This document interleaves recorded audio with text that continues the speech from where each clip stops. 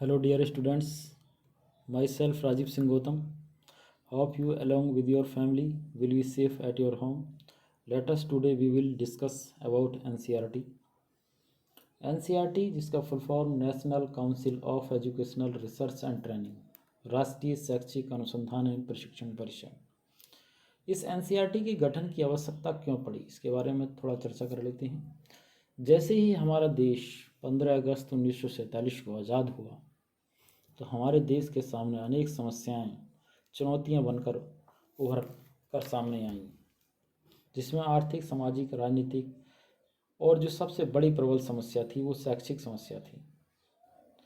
हमारे देश की शिक्षा व्यवस्था को बेहतर ढंग से व सुचारू रूप से कैसे संचालित किया जाए, जिससे राष्ट्र की प्रगति तीव्र गति से हो सके।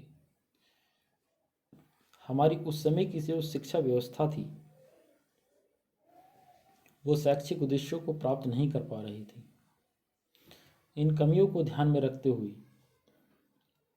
एक ऐसे संस्थान का गठन किया गया जो विद्यालय स्तर की शिक्षा, जो कक्षा 1 से लेकर 12 तक की होती है, के लिए अनेक रिसर्चेस करेगी और विभिन्न प्रकार के ट्रेनिंग प्रोग्राम्स का संचालन करेगी एवं प्रचार प्रसार करेगी। इन सब को ध्यान में रखते हुए एनसीईआरटी की स्थापना 1 सितंबर 1961 को भारत सरकार के शिक्षा मंत्रालय द्वारा की गई थी। शुरुआत में एनसीईआरटी की स्थापना से पहले अनेक संस्थाएं थीं, जैसे national institute of basic education, directorate of secondary education, expansion programme, educational and vocational guidance bureau, national institute of audio visual aids, text books bureau आदि। इन संस्थाओं को आपस में मर्ज करके ही एनसीईआरटी की स्थापना की गई। एनसीईआरटी जो कि एक ऑटोनॉमस बॉडी है, स्वयंशासित संस्था है, जो अपने यहाँ परीक्षाओं का आयोजन या प्रवेश परीक्षाओं का आयोजन या पाठ्य पुस्तिकाओं का मूल्यांकन करने में या किसी भी पाठ्यक्रम का चयन करने में पूर्ण रूप से स्वतंत्र होती है। यह एनसीईआरटी पूर्ण रूप से केंद्र सरकार द्वारा पोषित संस्था है। एनसीईआरटी का मुख्यालय नई दिल्ली में स्थित है तथा इसके 4 प्रमुख रूप से क्षेत्रीय कार्यालय हैं, जो टीचर एजुकेशन कॉलेज के रूप में कार्यरत हैं और एनसीईआरटी द्वारा निर्मित कार्यक्रमों का राज्यों में क्रियान्वयन भी करते हैं और देश में 17 फील्ड एडवाइजर्स ऑफिस भी स्थापित किए गए हैं। वर्तमान में एनसीईआरटी का जो संगठन है वो 3 स्तरों में है: जनरल बॉडी, एग्जीक्यूटिव कमेटी और काउंसिल के रूप में। हम बात कर लेते हैं जनरल बॉडी की, इसकी सामान्य निकाय की, जिसका अध्यक्ष केंद्रीय मानव संसाधन विकास मंत्री होता है और इसके जो सदस्य होते हैं वो सभी राज्यों के शिक्षा मंत्री, विश्वविद्यालय अनुदान आयोग के अध्यक्ष, कुछ विश्वविद्यालयों के 4 कुलपति, सीबीएसई बोर्ड के अध्यक्ष, केंद्रीय विश्वविद्यालय संगठन के आयुक्त और भारत सरकार द्वारा मनोनीत 4 अध्यापक होते हैं। ये निकाय नीति संबंधी उच्च स्तरीय निर्णय लेने के लिए सक्षम होती है। अब हम इसकी एग्जीक्यूटिव कमेटी के बारे में चर्चा करते हैं। तो एनसीईआरटी के संचालन व शैक्षिक गतिविधियों के आयोजन के लिए ये एग्जीक्यूटिव कमेटी बनाई है और इसके भी अध्यक्ष जो होते हैं वही जो जनरल बॉडी के केंद्रीय मानव संसाधन विकास मंत्री होते हैं, वही इसके भी अध्यक्ष होते हैं। अब इसके सदस्यों की जब हम बात करते हैं तो इसमें केंद्रीय राज्य शिक्षा मंत्री, केंद्रीय शिक्षा सचिव, यूजीसी के अध्यक्ष, एनसीईआरटी के निदेशक व संयुक्त निदेशक, केंद्रीय संसाधन विकास मंत्रालय व केंद्रीय वित्त मंत्रालय के एक प्रतिनिधि, 2 अध्यापक, एनसीईआरटी संकाय के 3 सदस्य तथा 2 प्रख्यात शिक्षाविद होते हैं। एनसीईआरटी के कार्यों से संबंधित सभी मामलों पर कार्यकारिणी समिति निर्णय लेती है। अब हम इसके तीसरे स्तर काउंसिल की बात कर लेते हैं, जिसका सर्वोच्च अधिकारी को हम निदेशक कहते हैं। इसकी नियुक्ति केंद्रीय सरकार द्वारा की जाती है और इनका कार्यकाल 5 वर्ष का होता है। परिषद के विभिन्न कार्यों का संपादन करने के लिए एक एकेडमिक स्टाफ और उनकी सहायता के लिए एक ऑफिशियल स्टाफ भी होता है। एनसीईआरटी अपनी 6 संगठक इकाइयों के माध्यम से कार्य करती है, जिसमें कि 2 संगठक इकाइयाँ नई दिल्ली में स्थित हैं, जिसमें कि एक नई दिल्ली में स्थित राष्ट्रीय शिक्षा संस्थान है, जिसे हम national institute of education NIE बोलते हैं, और दूसरा है नई दिल्ली में स्थित केंद्रीय शैक्षिक तकनीकी संस्थान CIET, central institute of educational technology. और इसके 4 क्षेत्रीय शिक्षा महाविद्यालय हैं, जो कि अलग अलग जगह स्थित हैं, जो कि अजमेर, भुवनेश्वर, मैसूर और भोपाल में स्थित हैं। हम इसके नई दिल्ली में जो स्थित केंद्रीय शैक्षिक तकनीकी संस्थान है CIET, central institute of educational technology की स्थापना की बात कर लेते हैं।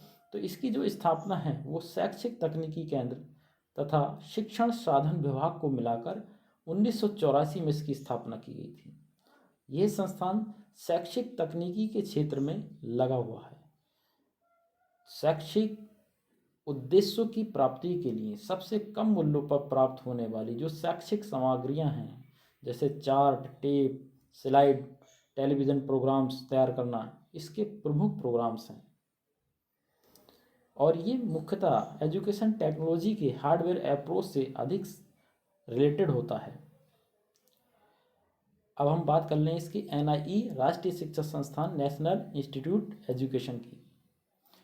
ये NIE teachers trainers, educational administrators के लिए प्रशिक्षण संबंधी कार्यक्रम, सेमिनार, वर्कशॉप आदि आयोजित करता है। NIE रिसर्च एवं प्रसार कार्यकलापों तथा शैक्षिक प्रवृत्तियों व विकास से संबंधित सूचना का प्रसार करता है।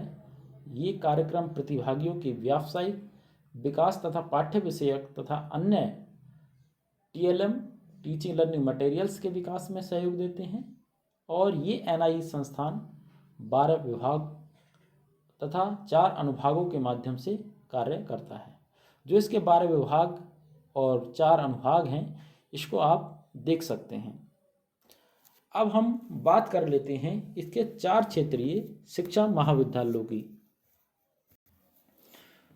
तो इसके जो 4 क्षेत्रीय शिक्षा महाविद्यालय हैं, जो कि अजमेर, भुवनेश्वर, मैसूर, भोपाल में स्थित हैं, जिसमें कि जो अजमेर या जयपुर वाला जो क्षेत्रीय शिक्षा महाविद्यालय है, उत्तर प्रदेश, उत्तराखंड, पंजाब, दिल्ली जैसे के क्षेत्रों में स्थापित जो अध्यापक शिक्षा संस्थान हैं, जिसमें BEd M.Ed की कक्षाएं संचालित की जाती हैं, उनको जो कवर्ड एरिया करता है वो हमारा जयपुर या अजमेर का क्षेत्रीय शिक्षा महाविद्यालय कवर्ड करता है।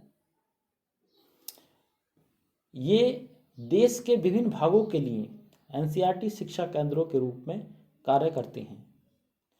ये उच्च स्तर की लेबोरेटरी, लाइब्रेरी तथा शैक्षणिक सुविधाओं से युक्त होते हैं और टीचर ट्रेनिंग्स के कार्यों में लगे हुए रहते हैं।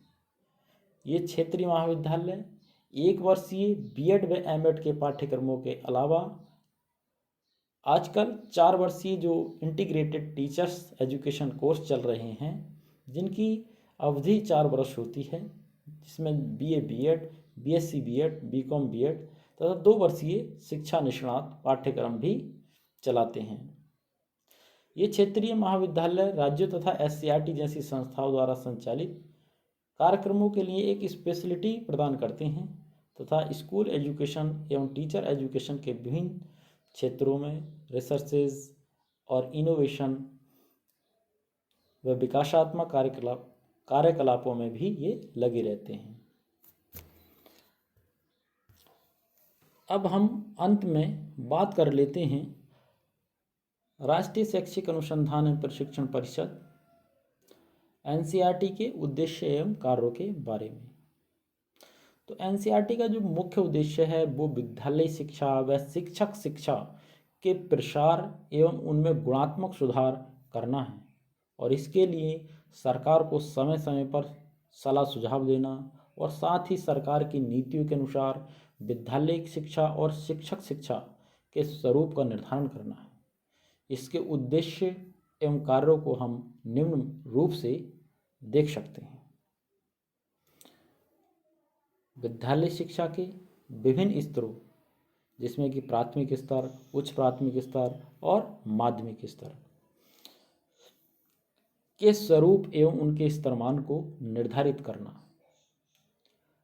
और नेक्स्ट पॉइंट, विद्यालय शिक्षा के विभिन्न स्तरों के उद्देश्य निश्चित करना, अर्थात मतलब जो प्राथमिक शिक्षा का क्या उद्देश्य है, उच्च प्राथमिक शिक्षा का क्या उद्देश्य है और माध्यमिक शिक्षा का क्या उद्देश्य है, इसको निश्चित करना और निश्चित करते हुए उन उद्देश्यों की प्राप्ति के लिए किस पाठ्यचर्या का निर्माण करना है या कौन से पाठ्यचर्या का संचालन करना है, ये कार्य भी एनसीईआरटी मुख्य रूप से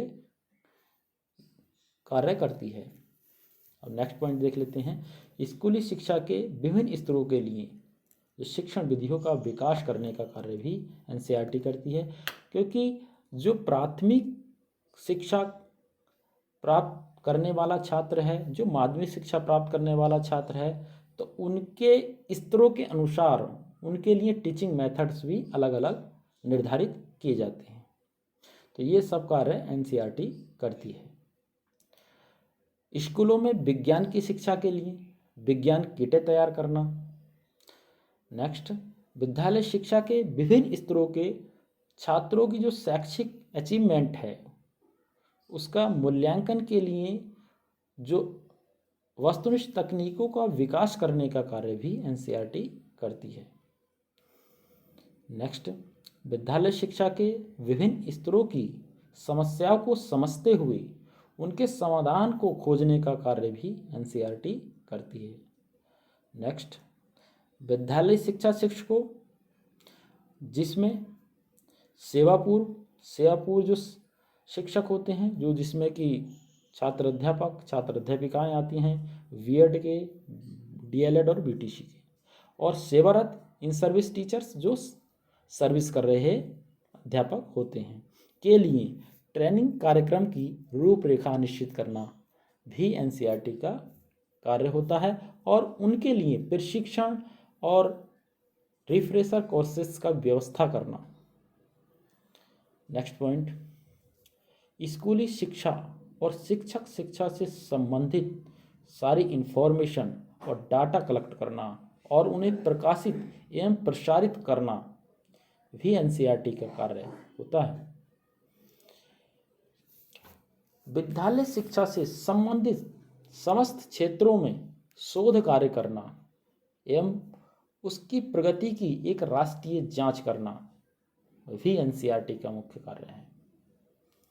शिक्षण की उन्नत तकनीकों व नवाचारों को बढ़ावा देना या नवाचार के क्षेत्र में कार्य करना। नेक्स्ट पॉइंट, प्राथमिक शिक्षा के सर्वव्यापीकरण, जनसंख्या शिक्षा, स्कूली शिक्षा, पर्यावरण शिक्षा, प्रौढ़ शिक्षा,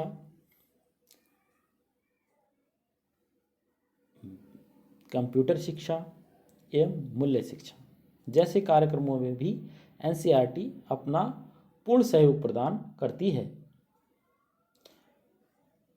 भारतीय राष्ट्रीय प्रतिभा खोज योजना एनटीएसएस के अंतर्गत यह राष्ट्रीय स्तर पर प्रतिभा की खोज के लिए परीक्षा का संचालन भी करती है और उनको छात्रवृत्ति भी प्रदान करती है। ऐसे छात्र जो कि भारतीय राष्ट्रीय प्रतिभा खोज के अंतर्गत उत्तीर्ण छात्र होते हैं, उनको जब तक वे विद्यार्थी के रूप में रहते हैं तब तक उनको छात्रवृत्ति प्रदान करने का कार्य भी एनसीईआरटी करती है। नवोदय विद्यालयों की स्थापना तथा इसकी प्रवेश परीक्षाओं के आयोजन में भी इसका विशिष्ट योगदान है।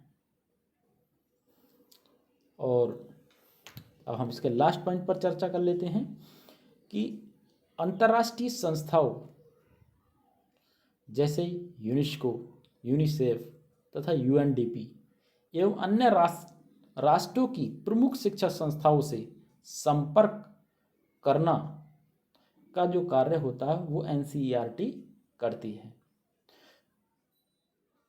तो dear students, I hope you get to know about NCERT.